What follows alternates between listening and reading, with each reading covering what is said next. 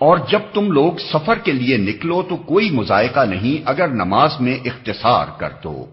خصوصاً جب کہ تمہیں اندیشہ ہو کہ کافر تمہیں ستائیں گے، کیونکہ وہ کھلم کھلا تمہاری دشمنی پر تلے ہوئے ہیں۔ اور اے نبی، جب تم مسلمانوں کے درمیان ہو اور حالت جنگ میں انہیں نماز پڑھانے کھڑے ہو تو چاہیے کہ ان میں سے ایک گروہ تمہارے ساتھ کھڑا ہو اور اسلحہ لیے رہے،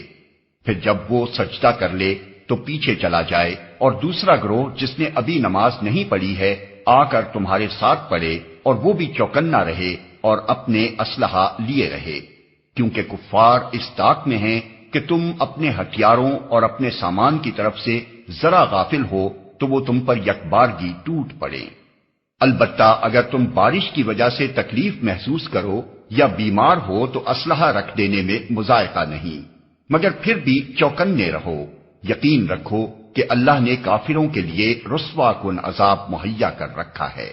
پھر جب نماز سے فارغ ہو جاؤ تو کھڑے اور بیٹھے اور لیٹے ہر حال میں اللہ کو یاد کرتے رہو، اور جب اطمینان نصیب ہو جائے تو پوری نماز پڑھو۔ نماز در حقیقت ایسا فرض ہے جو پابندی وقت کے ساتھ اہل ایمان پر لازم کیا گیا ہے۔